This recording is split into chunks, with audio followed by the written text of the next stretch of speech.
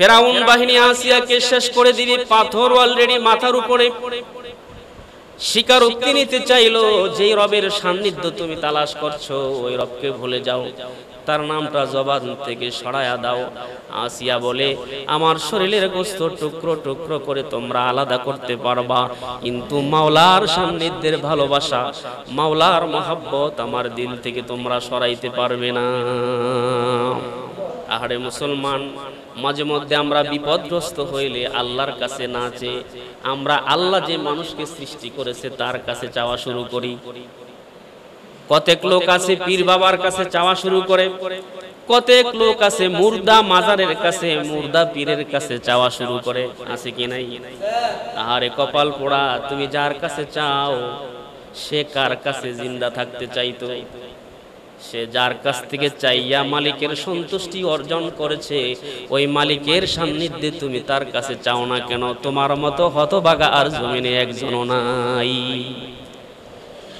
এজন্য আল্লামা ফরিদউদ্দিন আত্ম রহমতুল্লাহি আলাইহি বলেন, গায়রে হকরা হর কে খাহাদ আয় পেসর, গায়রে হকরা হর কে খাহাদ আয় পেসর, কিস্তে দর আলম আজ গুমরাহে তর। ওই ব্যক্তির মতো হতভাগা, ওই ব্যক্তির মতো দুর্ভাগা আর পৃথিবীতে কেউ নাই, যেই লোকটা আল্লাহর কাছে না চেয়ে আল্লাহর সৃষ্টি মাখলুকের কাছে চায়। কি বলুন ঠিক কিনা? একদল লোক আছে যে তারা নেতাজির নৈকট্য লাভের জন্য পেরেশান, এজন্য তাদের কর্মব্যস্ততা চলছে তাদের কুশেষ, চলছে তাদের জীবনের আপ্রাণ চেষ্টা। কোন কাজ করলে, কোন কর্ম করলে নেতাজি সন্তুষ্ট হবে, তার নৈকট্য অর্জন করতে পারবো, এই নিয়ে তার ফিকির চলছে, এই নিয়ে তার কর্মব্যস্ততা চলছে।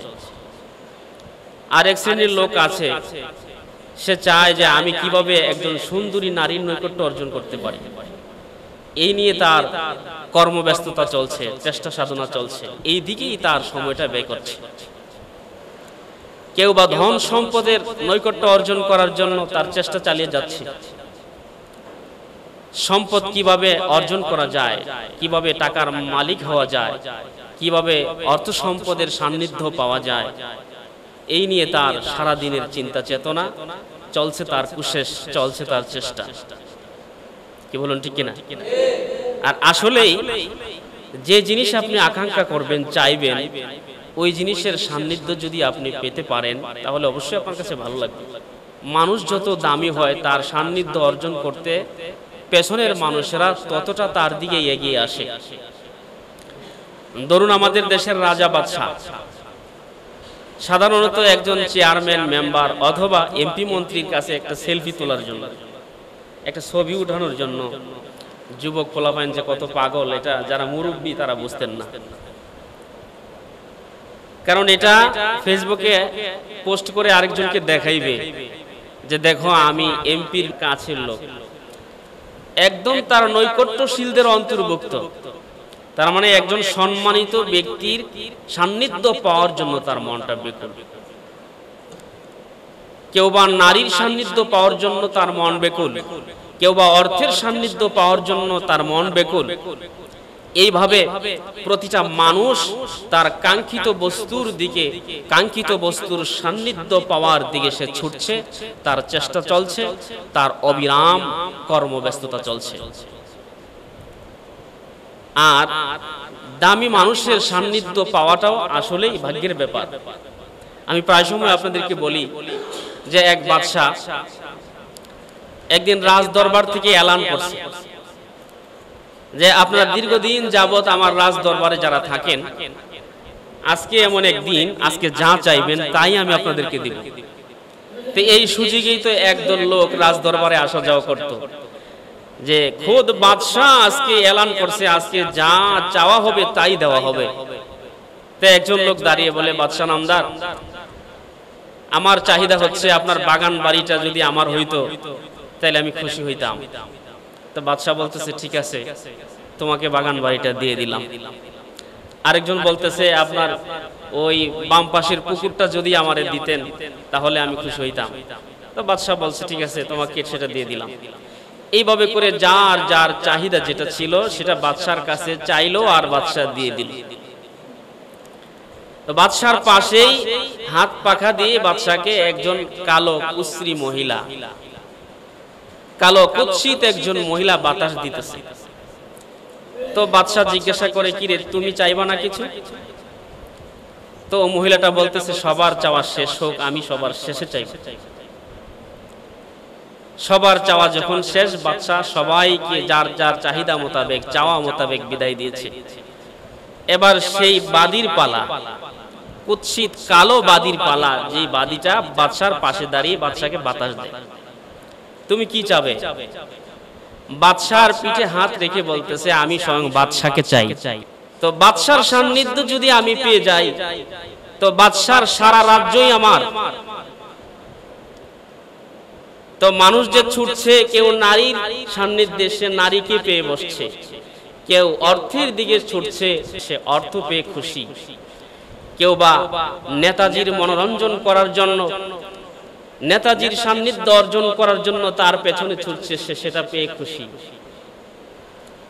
কিন্তু আফসোসনাক বিষয় হচ্ছে, এই দুনিয়ার যত কাঙ্ক্ষিত বস্তুর সান্নিধ্য আছে সবই নশ্বর, সবই ধ্বংস হয়ে যাবে, শুধু একমাত্র আল্লাহর সান্নিধ্য বাকি থাকবে। কি বলুন, ঠিক কিনা? জীবনে কি একটা পর্ব এমন আছে বলতে পারবেন যে আমি আল্লাহর সান্নিধ্য একদিন চেয়েছিলাম, উত্তম করে ওযু করে 2 রাকাত নামাজ পড়ে আল্লাহর কাছে এই কথা বলেছিলাম যে আল্লাহ, আমি তোমার সান্নিধ্য চাই, দুনিয়ার ধন সম্পদ চাই না, টাকা পয়সা চাই না, ধন দৌলত কিচ্ছুই চাই না, আল্লাহ শুধু তোমাকে চাই। এরকম আবদার কয়জনে করেছেন? সান্নিধ্য সম্মানের, এটা ঠিক, সান্নিধ্য যখন চায় তখন মানুষ পায়। যেমন হযরত মূসা আলাইহিস সালামের জামানায় জালেম ফিরাউন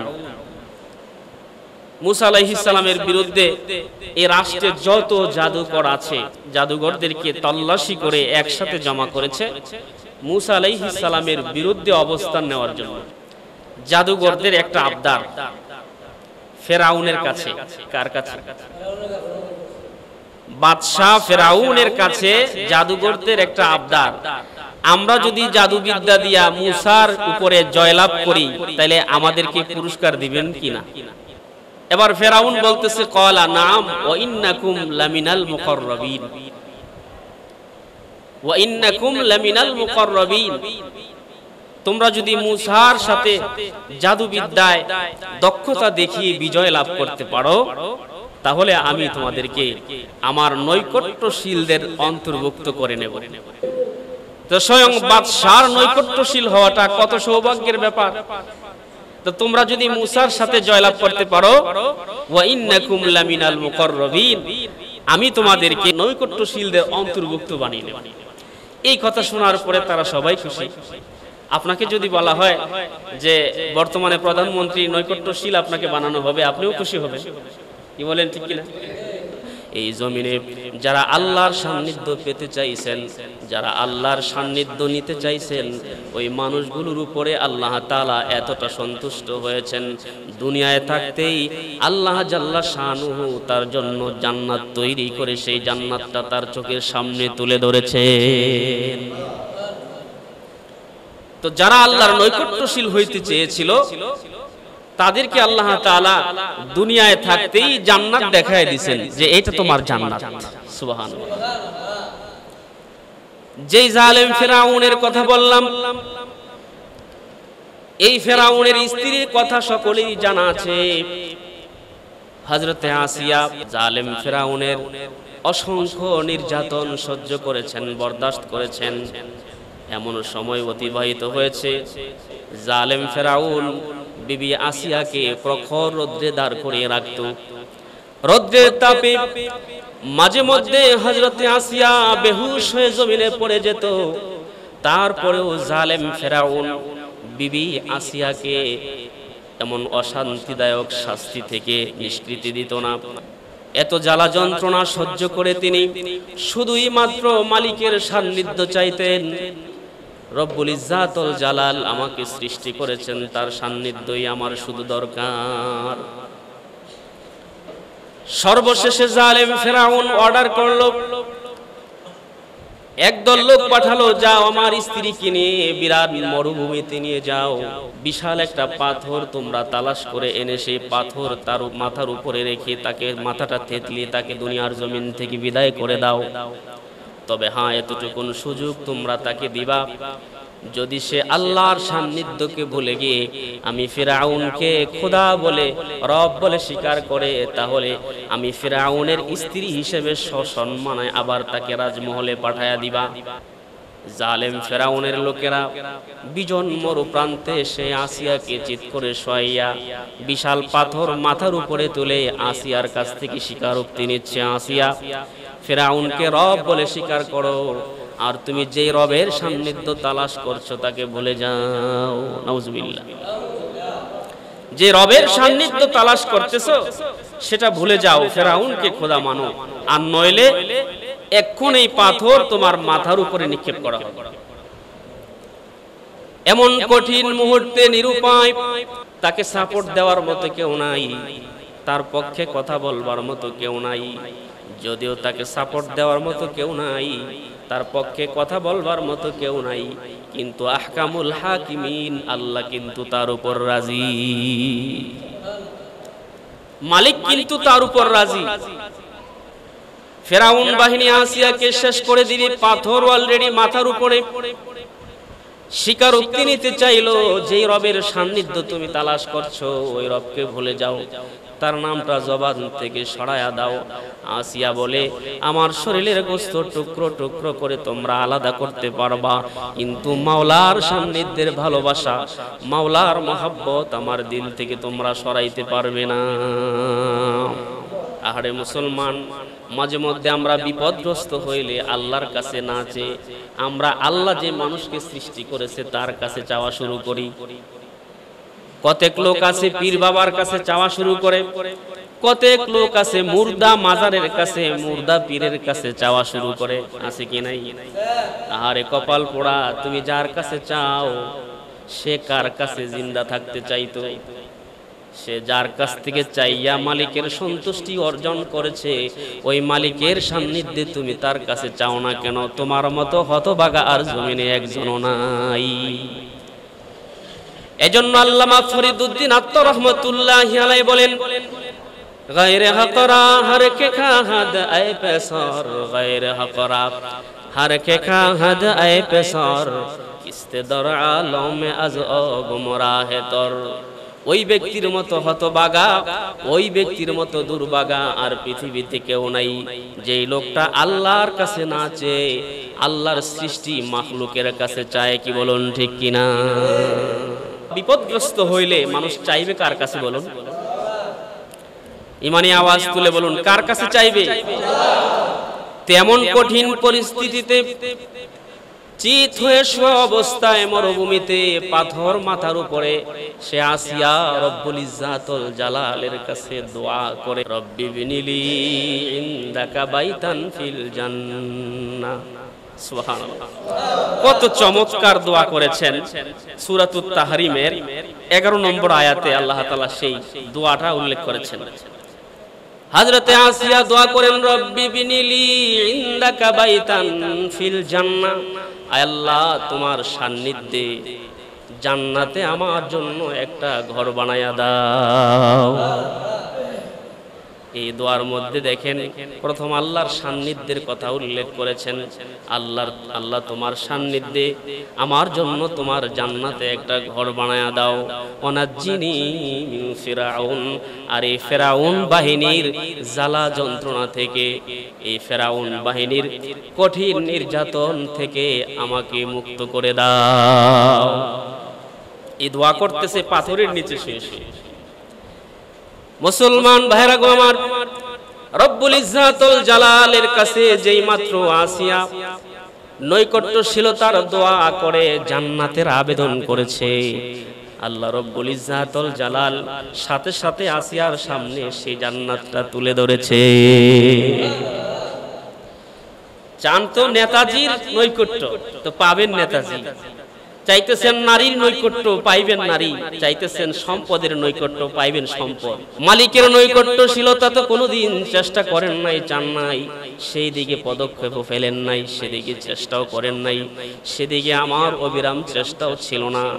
ওই বিবি আসিয়া মালিকের সন্তুষ্টি চাইছিল, বিবি আসিয়া মালিকের সন্তুষ্টি অর্জন করতে চাইছিল, মালিকের সান্নিধ্য চেয়ে মালিকের কাছে জান্নাতের আবেদন করতে দেরি।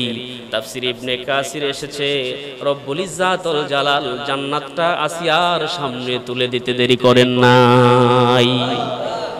জান্নাতের অফুরন্ত নেয়ামতের দিকে তাকাইয়া বিবি আসিয়ার দেহ থেকে প্রাণ পাখি বাহির হয়ে গেছে। সবে মাত্র জান্নাতের দিকে তাকাইয়া আল্লাহ জাল্লা শানুহুর অফুরন্ত নেয়ামত জান্নাতের লীলাভূমি দেখে তার দেহ থেকে প্রাণ পাখি বাইর হয়ে এখন মরা লাশ, তার দেহে আর প্রাণ নাই। জালেম ফেরাউন বাহিনী এবার মরা লাশের উপর পাথর নিক্ষেপ করেছে, বলুন নাউজুবিল্লাহ। তাদের মারার আগেই আল্লাহ আসানের সাথে তার রূহ বাহির করে নিয়ে গেছে। আল্লাহু আকবার। এটা আল্লাহর সান্নিধ্য।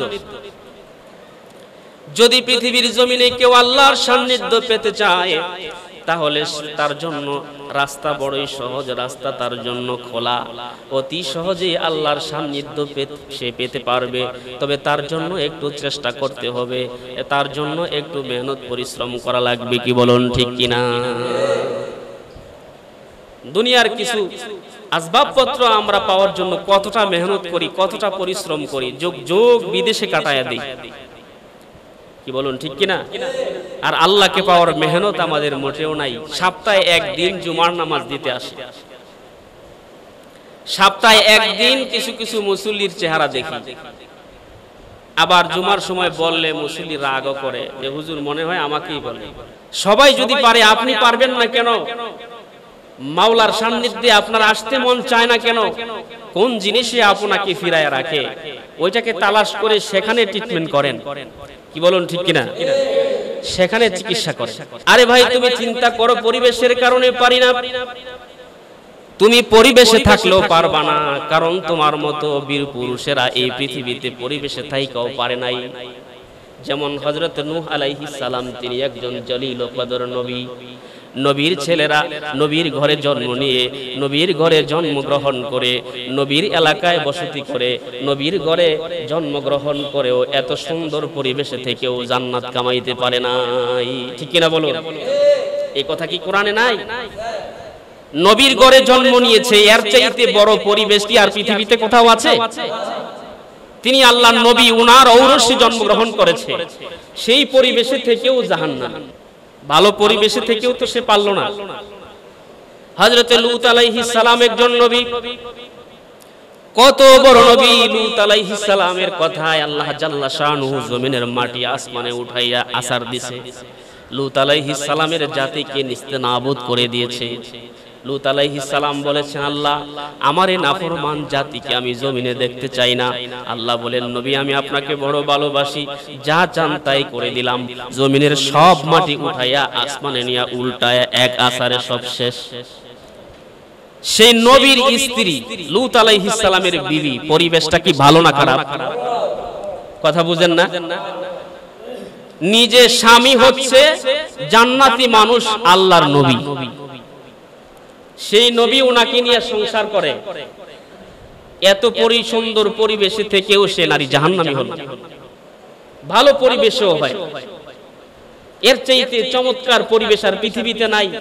নবীর স্ত্রী হওয়ার পরেও কপালে জাহান্নাম জুটছে। তো নবীর পরিবার হয়েও সান্নিধ্য পায় নাই, এটা কপাল লাগবে, কপাল, কি বলুন ঠিক কিনা? চেষ্টা লাগবে, চেষ্টা লাগবে, সাধনা লাগবে, চেষ্টা সাধনা ছাড়া হবে না। আবার দেখুন, যে মহিলার কথা বললাম এত আন পরিবেশে ছিল, স্বামী বড় জালেম, আল্লাহ জাল্লা শানুকে মানে না। আল্লাহর নাম কেউ বললে তার মুখে গরম পানি ঢেলে দেয়, আল্লাহর নাম তার সামনে উচ্চারণ করলে জ্বলন্ত অগ্নিতে নিক্ষেপ করে তাকে পুড়ে ছাই বানায়া দেয়। এমন এক জালেম ফেরাউনের সামনে, এমন জালেম ফেরাউনের সংসার করেও, এমন আন পরিবেশে থেকেও লোকটা দুনিয়ায় থাইকেই জান্নাত দেইখা তার রূহ বাহির হইছে। কপাল, কপাল। আন পরিবেশ থেকেও জান্নাত লাভ করতে পারে, আর পরিবেশে থেকেও পারে না। আল্লাহ জাল্লা শানুহুর নৈকট্য অর্জন করার ফিকির লাগবে, কি বলুন ঠিক কিনা? আল্লাহ জাল্লা শানুহুর নৈকট্য অর্জন করার চিন্তা চেতনা লাগবে, মন মানসিকতা লাগবে, হরদম আল্লাহর নৈকট্য অর্জন করার ফিকির করা লাগবে। তুমি যদি মালিকের নৈকট্য অর্জন করতে চাও, চেষ্টা করলে মালিক সেটাও পূর্ণ করতে পারে, কি বলুন ঠিক কিনা? কিন্তু আমরা আছি কোথায়? সম্পূর্ণ উল্টো আছি। আল্লাহর নৈকট্য অর্জন করার চিন্তা ফিকির আমাদের মাথায় নাই। আল্লাহ তাআলা আমাদেরকে সহিহ বুঝ দান করুক, সকলে বলি আমিন। আল্লাহ তাআলার নৈকট্য অর্জন করে পৃথিবী থেকে বিদায় নেওয়ার তৌফিক দান করুক, সকলে বলি আমিন। আসসালামু আলাইকুম ওয়া রাহমাতুল্লাহি ওয়া বারাকাতুহু।